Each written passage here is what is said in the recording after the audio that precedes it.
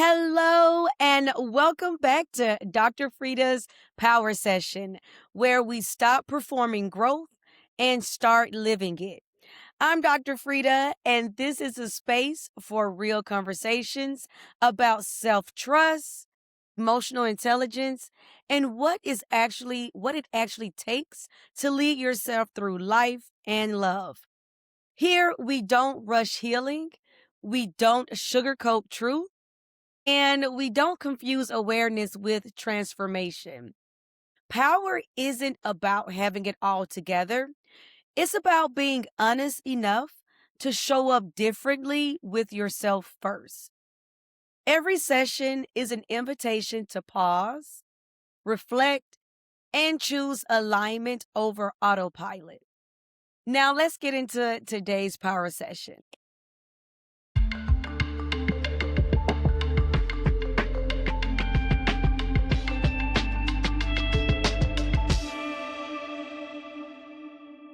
In today's session, we will explore how unfinished healing quietly shapes our choices, relationships, and emotional patterns, often without our own awareness.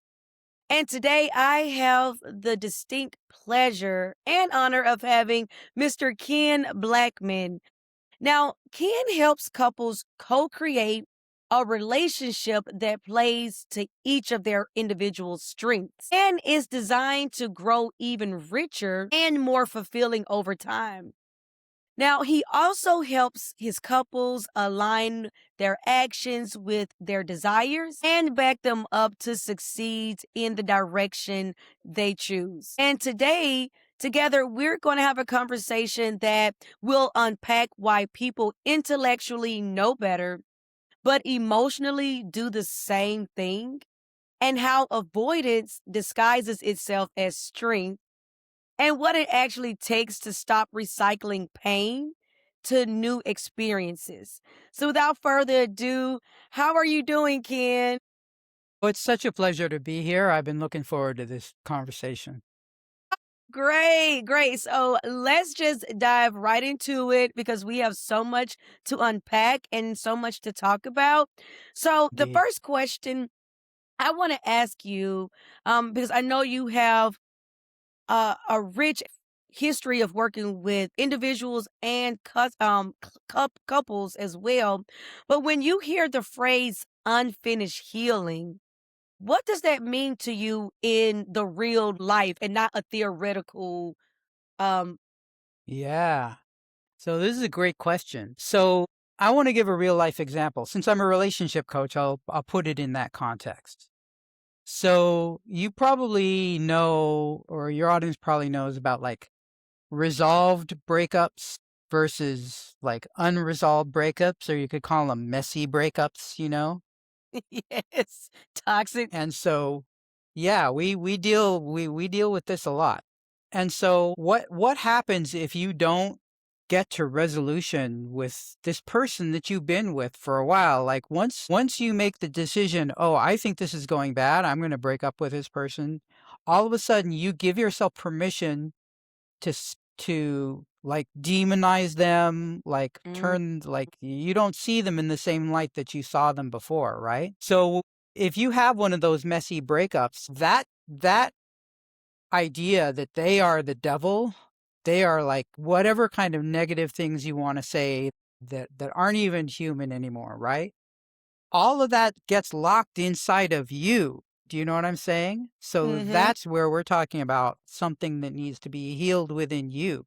Like Mm-hmm. all those negative thoughts that you developed about your former beloved, do you know what I mean? Mm-hmm. Like now they're out of the picture. So Yeah. they're not around for you to resolve with them and get back to a place where you can see them as a human being and as someone who's got their own struggles, and like you stop seeing them as a human being. Mm-hmm. Well, how do you think that's going to affect your future relationships? Yeah. Like if you can believe that about a person that you used to be in love with, Mm. you are going to carry that in some way, shape, or form into your future relationships until you resolve within yourself how you allowed yourself to feel about this former person, right? Mhm. Like Mhm. people, like it spirals downward. People spiral downward together. Do you know what I mean? Like it's not Yes. there's not one angel and one devil in those situations. Do you know what I'm saying? Correct. Yes. So the best thing that can happen is that you have a breakup that where you get resolutions. Like I see who you are, I know what it is that you're asking for, and I see that it's out of my range. It's not something that I want. I can see we have different desires. We want different Mhm. things. I know you Mhm. understand me. You know what it is that I'm looking for, what I want. I hear that you're a no to that, and so we're not a good couple anymore. We're going to break up. That's a resolved uh, Mm. the Mm. ones where you've turned them into a demon, that is not a resolved breakup, but it's not resolved within you. So Mhm. that is something that has to be healed in order for you to go into your next relationship and not drag all that history with you. So Mm. that's the example that I always think of unfinished healing. Do you know what I'm saying? Correct. Yes, yes, I agree. And sometimes too, I think it's easy, to your point, for us to put ourselves in a victim seat because it absolves us from being accountable in our role we played in that relationship as well. Hmm. Because Hmm.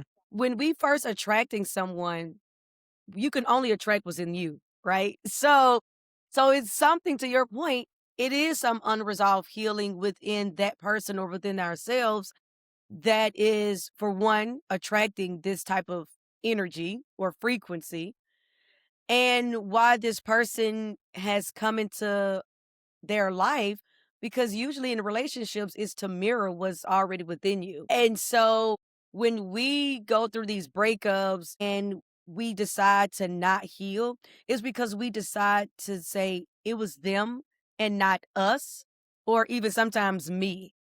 Hmm. And Hmm. it's just easy to take that baggage and put it on your back and go to the next relationship where you're going to repeat the same things. And then again, it's easy to say, well, they did this to me. I showed up, I was the best person or spouse in the relationship, and they did this to me. But I often ask my clients and even my friends, like if I'm talking to them, well, for one, what role did you play in it? And then two, what are some key overall themes that you can learn from? Because nothing happens by mistake. Every relationship is orchestrated before we even thought it was going to be orchestrated. So, what is the learning lesson or lessons in these relationships? And concur everything you say. Healing has to come with self first, because if you don't look within, you're gonna just continue to make those same mistakes. And so I hold people accountable. And it's easy to say, well, Ken did this and he didn't show up. And when I needed him emotionally, he wasn't there. Well, okay. And that could be very well true. You probably did not show up emotionally. Okay. But then now I need to ask myself, what do I need emotionally? And is it something that I'm asking from you that you can't even give me? Because I'm not even in a position to receive, even if you could give it to me. And so it's so many things to unpack when a person always doing this. And I always caution myself, like, okay, when you're doing this, we need to look in the mirror and start doing this. Yeah, so true, so true. And I would even go a step further because it could be that you discover through conversation that this person just isn't capable of giving you the things you want. It could be that. Yeah. But there's something else that happens where it isn't a matter of like you're attracting the wrong type of person, because people keep getting into this situation. They're saying, why do I keep attracting? I would go a step further and say, how are you creating this? If you Mm-hmm. dated three separate people in a row, they're different human Mm-hmm. beings, but you created the same dynamic. Like rather than like I'll tell you, unhealed, like unresolved healing is, men are this way or women are this way. Mhm. You start to say, okay, this is I am denying that I have any role in this. Mhm. It's just the way now you're really creating your own trauma, right? Like I have Yes. this I have this testimonial that I love on my website of one of my Mhm. clients saying, she's talking about this moment where she started to realize I'm actively creating the exact situation I'm saying that I don't want. I'm actively Yes. creating the situation I don't want. And so Yes. how did you manage to pull this behavior out of three different human beings? So that's, you could go to that level of saying, "Oh, what am I doing to create the dynamic?" Yeah. Exactly. I tell people too, how you have muscle memory, it's like riding a bike. But you have emotional memory too. You're going to navigate to things that's comfortable to you or familiar to you. And so that often you can often even trace it back to their first interaction with their guardian, or the lack thereof. What is this dynamic you are co-creating? Because we're always creating. What are you actively co-creating to get the results that you don't want? Because you can say all day long, I want a man that is going to be financially stable and emotionally mature." Okay, you can say that, but then internally, if that shows up, can you even recognize it? Let's Hmm. just start there. Hmm. Because I had to go through that myself because I was like, I want this and I want that. And Ken, let me tell you, okay, before my partner now, if a person could come and slap me upside the head with it, and I would have been like, mm-mm, something's wrong with him, I would create these problems that didn't even exist because it was problems within myself that I had to resolve. And I so, was like that too. In a past life, I was like that too. I was like that too. Could not for the life of me recognize the good person who came in, yes, completely sabotaging my relationship. So yeah, I know. Like my anything that I know about how relationships are healthy relationships, it was hard won. I wasn't born that way. I wasn't raised that way. I had to learn the hard way. yes. Yes. But look at you now. And I feel like people like us go through these amazing experiences so we can teach other people. Like, there is a path on the other side of this. Like you don't have to keep repeating these patterns or these behaviors. What do you think people often mistake awareness for healing? And what is that missing piece between the two? Yeah. So from what I'm learning, it's two things.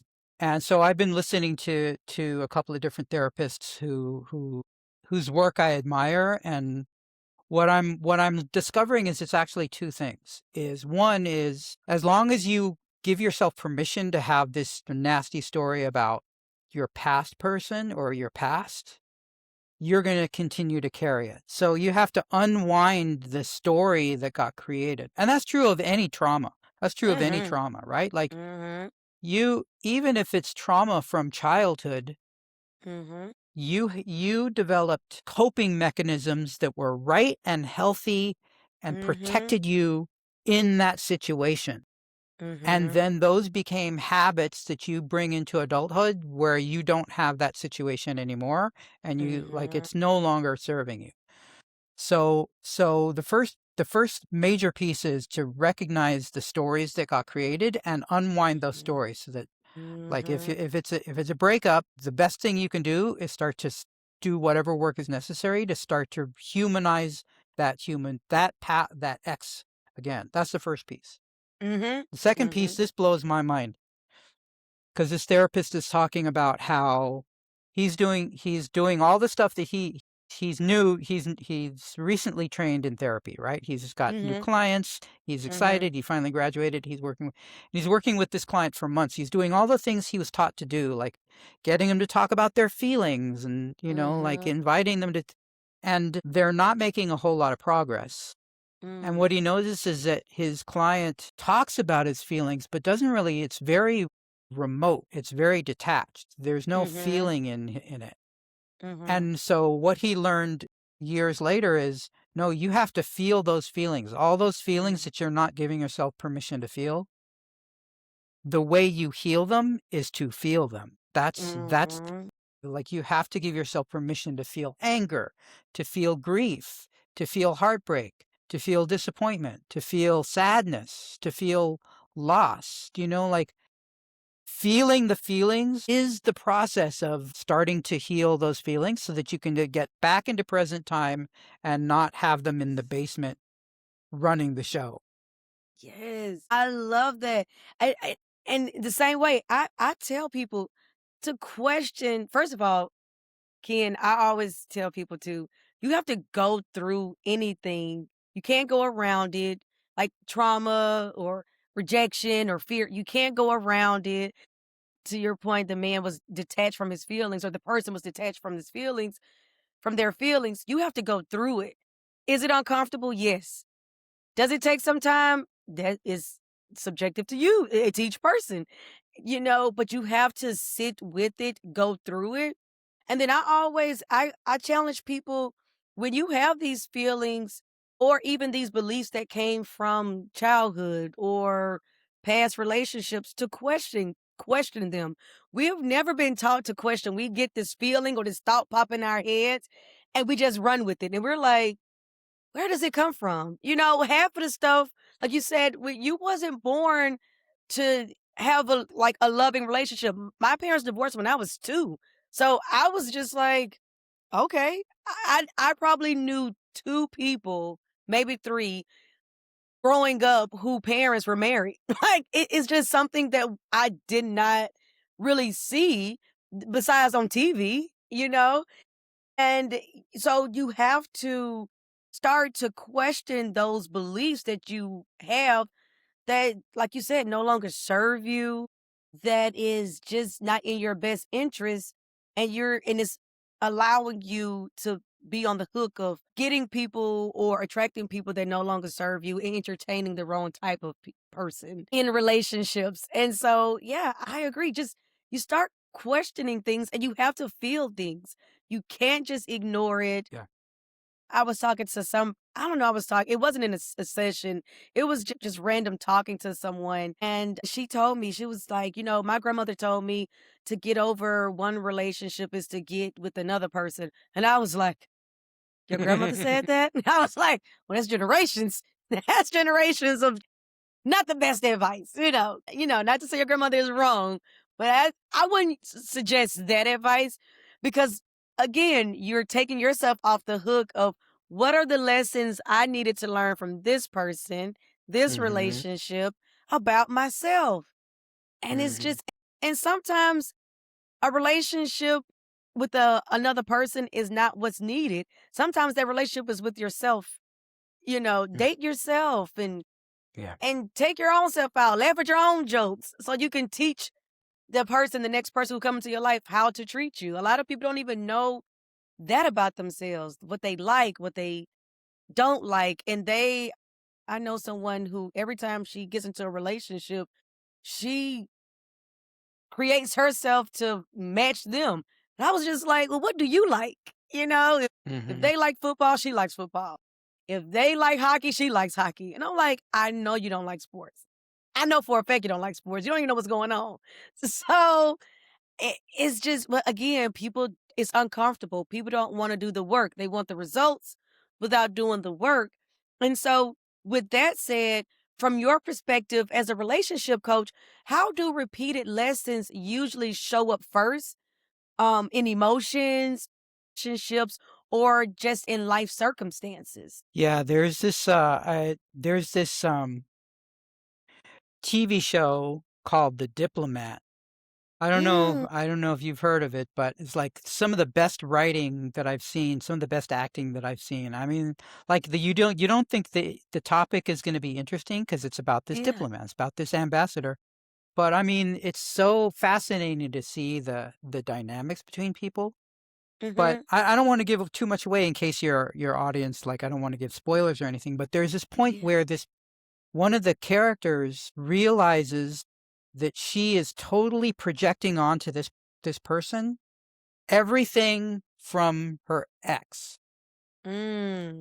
And so like she's saying how do I keep creating this dynamic? And he's like, I am not your ex. I am not that person. And so Yes. we definitely take those experiences and drag them into the new situation, and like if we're the ones who are creating it. Do you know what I'm saying? Like we're Yes. projecting because we haven't healed. Because we haven't healed, we're hypersensitive to this situation. So that's Mhm. one way. That's one way that it can show up. Is Mhm. just like, it plays out again and again because because it hasn't gotten resolved in here. So that's one way. And then another way is to think that you're healed because you're not crying anymore, you're not having Mhm. those emotions anymore, you know, and you think you're fine, like I'm good, I'm over it, I'm not feeling anything anymore, right? Mhm. And then something triggers when you least expect it, and all of a sudden you're like raging at someone out of the blue for some small thing, or you're like having an anxiety attack, Yeah. of fear. Yeah. Like it's in there. You just successfully buried it. You didn't actually Mhm. resolve it, and now it's a landmine that's just sitting there waiting to be triggered by, and you don't even know it's there. So Yeah. Yes.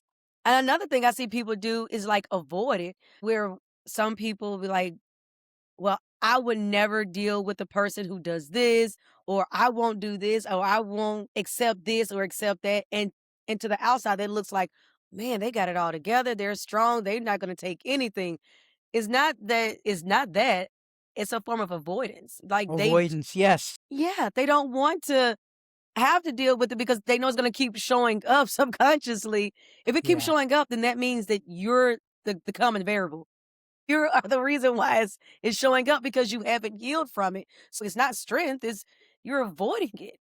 So people I think too when we start really giving ourselves permission to question the words we're even speaking, what we're feeling, understanding that we can have a different journey and process in that healing, whether it's through a breakup or rejection or whatever that feels, whatever that looks like for that person. And so, which leads me to my next question is what role does emotional avoidance play in keeping lessons on repeat? Even when someone says, like, "I'm doing the work." yeah. I'm glad you're bringing up this thing about avoidance, because what I was reminded of is there was this celebrity reality show, this performer that I won't name her name, but someone we know and love, who was did a reality show about her journey of finding a romantic partner, right? And Mm, so she kept dating people, and it would last a date or a couple of dates, and then she'd be like, no, I don't, I already know I can't be with this person because and the thing that she says is so trivial or so minor, yeah. and she's like, no, I have really high standards, and it just keeps happening again and again. Like she rules people out for such minor infractions. And here, every Mm, time I'm watching her, and the more and more I'm thinking, she is scared of intimacy. She is afraid to mhm. get real with another real, unique, complicated, quirky human being who's like, whatever she has in her mind about the ideal thing is such a caricature. That isn't even a real human being. Like she is terror. It just feels like she's terrified of real closeness and real intimacy with another human being. As high as supposedly high standards, like one little infraction, and it's like, yeah, Yes, you're done. yes, and I like to tell people, the person that is making these, laundry lists now, of course, you wanna have boundaries, you wanna have standards, but some of these things that a person is making sure that their partner has, they don't even have. Like, some of Right. the things is just it makes no sense, and like you said, some of the things are so trivial that it is what is the bigger issue that you are avoiding? And like to It your is point, is intimacy. designed to keep you in the loop of unfulfilled, like I'm a lot happier Mhm, being alone and pining after this supposed partner that I never seem to find. I'm much happier in mhm. that place than I am in actually finding the person. And my list keeps me safe. Yes, yes. And it's almost so it's another way of self-sabotaging. You say you want something, but you sabotaging yourself by building up this wall of protection that is masked as strength, but is really avoidance and unhealed trauma. And I actually had a client that was like that. She was afraid of true intimacy, but we traced it all the way back through a lot of coaching and things of that nature. We found out that it was because she never felt safe as a child. So she didn't even know what that intimacy from the opposite sex would look like because she never had it. And so she was co-creating this world where she wanted something, but she co-created this world where it didn't exist. Because in her mind, her knight in shining armor was supposed to be her dad. Well, her dad, for lack of better words, didn't show up the way she thought she needed him as a child. And so she did not have the best relationship with her father, but ironically, she kept attracting guys who were like her father. Of And, course. s- Of and course. so that's when we had to start doing that deeper dive. It's not your father. Let's remove him from this platform you have him on. You give him way too much credit. We recognize, we're aware it is where it started there. But now at 40, 50 years old, we can't keep using that excuse anymore. So so why does familiarity, even whether it's painful or not, feel safer than healing something from something unknown? It's kind of a self-answering question. Like the unknown is a lot scarier than, you'd rather have the suffering that you know than the mystery, even worse thing that you don't know. And relationships are always unknowns. Do you know what I mean? Like you have to be ready. Man, you're going to spend years continuing to get to know this other human being. Do you know what I mean? Like I'm good. Yes. I'm still getting to know my wife as a human being. Who is this person? Do you know what I mean? Like that doesn't stop. So you have to be willing to step into the unknown in order to get into territory that you hunger for. Do you know what I mean? You have to Mm. be willing to get in there, engage with someone even when it's scary, in Mhm. order to get into the territory of closeness and connection and intimacy. And like this, my wife is my person. Do you know what I mean? Mhm. She's my person. She's the one I want to do life with. But you don't. It's not superficial. Like that has to be. You have to get there with another human being, and the getting there is Mhm. is scary. Yes. But it's to your point earlier when you were saying people don't want to do the work and the healing and feel those feelings because it is scary. So we create these superficial surface level relationships based on looks or socioeconomic background or whatever it is, and we forget the human element of it. How does that Right. person show up? Which is which is funny because it's the connection that we're like. That's the reason to be with somebody is the connection. Do you know what I mean? And then Exactly. we our list is nothing more than our best guess as Mhm. to the conditions that will Mhm. actually get us that connection.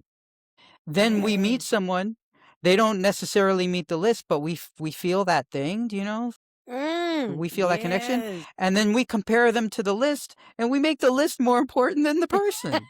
I'm like, no, the purpose of the list was that was just your best guess as to what would get you the thing that you're Exactly. experiencing with this person. If you're not ideally aligned, well, I'm a relationship coach, so it's easy for me to say this. I recognize that.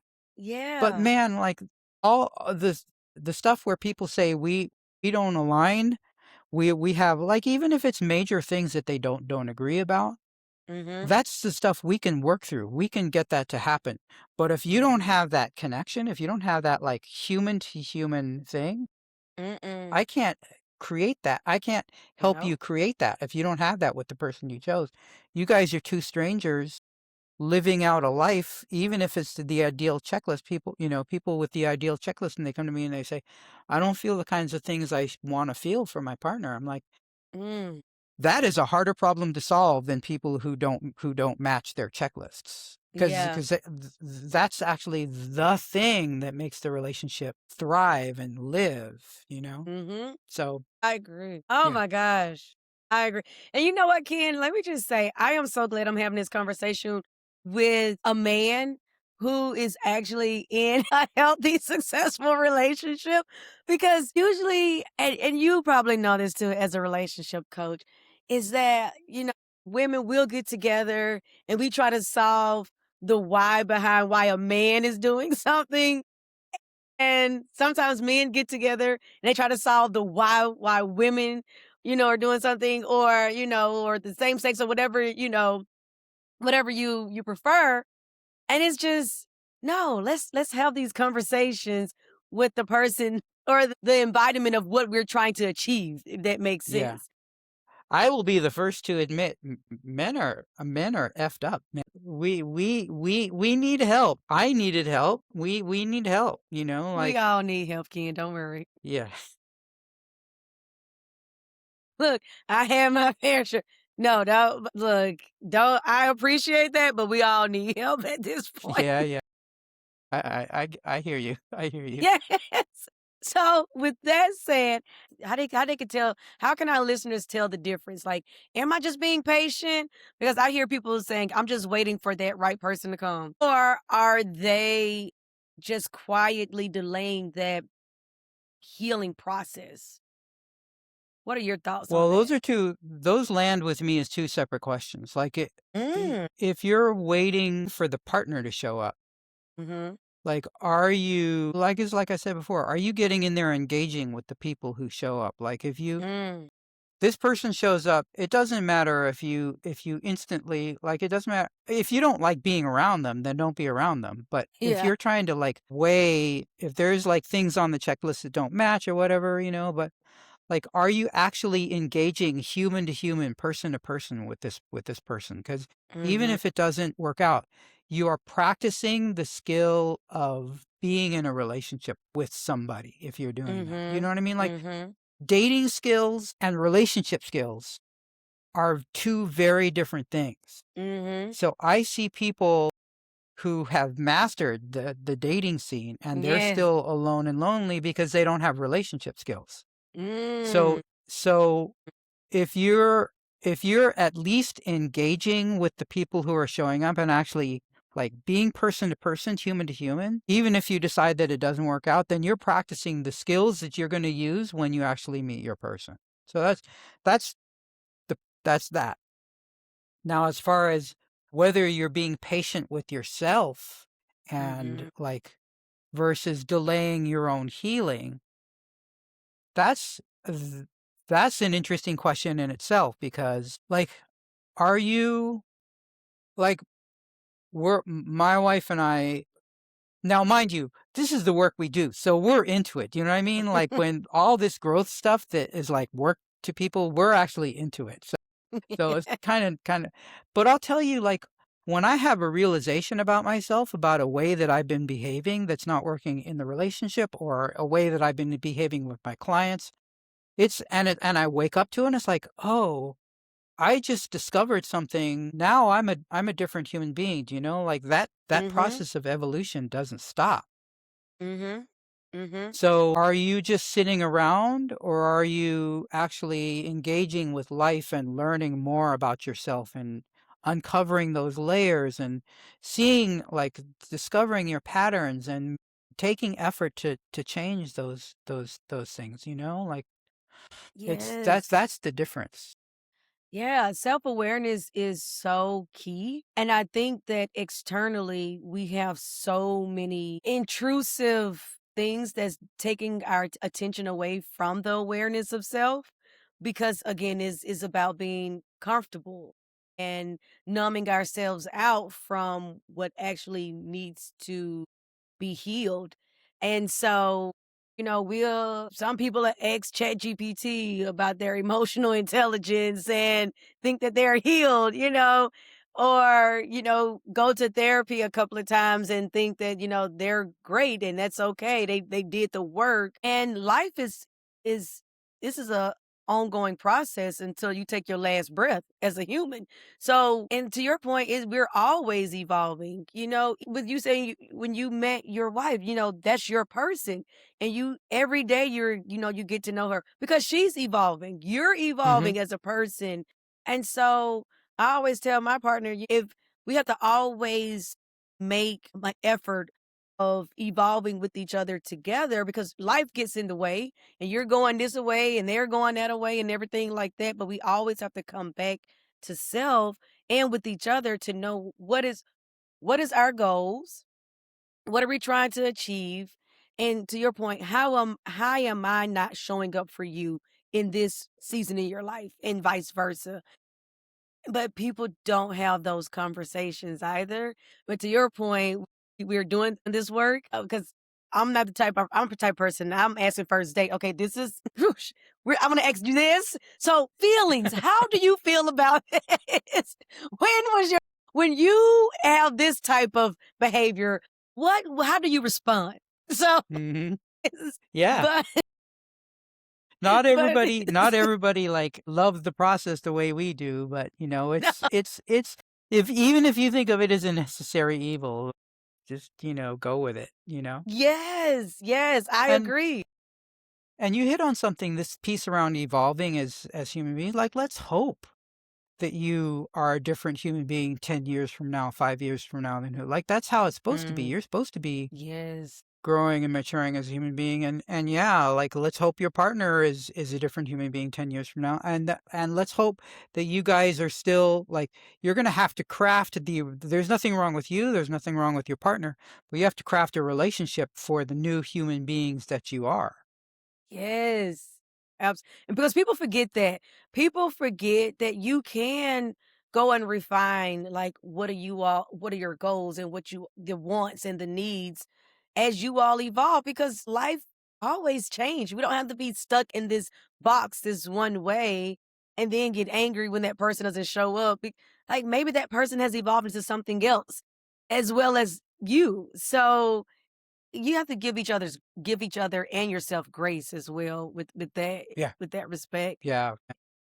It brings us back to what we were talking about at the very beginning about, like, those messy breakups, Mhm. because you were in love with this person in the beginning, right? And Mhm. what you just said about, like, giving yourself a break, giving your partner a break, the instant you stop doing that, the instant you, like, become, like, disdainful or, you know, you have contempt for your partner and you like, that is the beginning of the downward spiral to they're not a human Mm. anymore. And so Yeah. it's necessary in the relationship to keep seeing your partner as a human and keep giving them a break and keep, like, not letting them off the hook. Like, be a stand for them showing up for you the way you want, but don't dehumanize them. Don't go to contempt or disdain. Not only to keep the relationship healthy, but, like, once you go there, if that relationship ends, you get frozen in those feelings, you know? And that is hurting you. That brings us back to what we were talking about at the beginning of this call. So we've come full circle. Yes. I absolutely concur with everything you said because again, when I remember I asked a person who came to me and everything that their ex did, they were the devil. They messed up their life. They were just this horrible person. And I'm not denying that, I'm not denying that piece. But then I always brought it back. What lessons did you learn from that about yourself? Mhm, mhm. And one time they were like, I didn't learn anything. It was just they couldn't see the forest for the trees because they were Mm, still in that victim mode. Right. And so we had to peel back why did they feel like they needed that to hold on to that belief? that they were the victim and this person was so bad. And then I had to bridge that gap that this person that you thought was so bad, you were in love with them 5 months ago, you know? You did attract this person into your life 5 months ago, and it didn't have the ending that you thought it was going to have, but what did you learn from that? And there's always a learning lesson in everything. I don't care how horrible the relationship was, how great the relationship was, what happened, who ended it. There's always a lesson learned, and we have to empower ourselves to find those reasonings, those lessons. Because if you don't, like you said, you're going to have that next relationship where you're going to have those triggers and those things going to pop up, and you can bury it for only so long and it's just going to pop up. It don't even have to happen in romantic relationships. It can happen in platonic relationships, professional relationships. It can happen in any type of relationship setting, and it's just I implore people to do the work. If you don't remember anything that Ken says, feel the feelings and do the work. Yeah. So, Well, very well said. yes. So, for the listener who realizes that I've been here before, what's one grounding step that they can take today to interrupt that cycle without shaming themselves? You can say, how is this situation different from the one I'm comparing it to? Because what happens is we get in a loop where we're saying, if you're in a loop where you're saying, this is the same damn thing that happens, like every situation is unique. And if you can take yourself out of that loop, the first Mm, question you can say is, how is this different? That's the mm, beginning of the step of getting back into present time and not doing this overlay of your past traumas onto mm, the present moment. That's the one small thing you can do right in the moment. The instant you see you're in a repeating loop, mhm, just say, this situation is different. mhm, Remind myself, how is this situation different? Well, this and this and this. Okay, now I can mhm. start to see, like, I'm pulling myself out of the recurring pattern. Yes, yes, I love that. And again, give yourself permission to ask yourself those questions. Take a step back and, like you said, okay, why am how is this different? How is this the same? And then I always tell my clients, like I said earlier, questioning, why am I having these thoughts? Why am I having these feelings? Where is it coming from? Is it from me? Is it from someone that somewhere I picked up? You know, is it from something that I bury? Where is it coming from and why is it showing up now? And what am I here to learn from it? And this is something that you could ask yourself and to yourself in traffic. You know, this is something that you don't have to make this grand announcement in a boardroom. This is something you can ask yourself if when you're feeling these emotions and feeling these and having these thoughts. But I think one thing that we have as humans, like we have to give ourselves and our partners, our exes, grace. Like you have to give them and yourselves grace. Even if you Yeah, don't think they deserve it, it's not for them, it's for you. agree, And with that agree. said, I thoroughly enjoyed our conversation.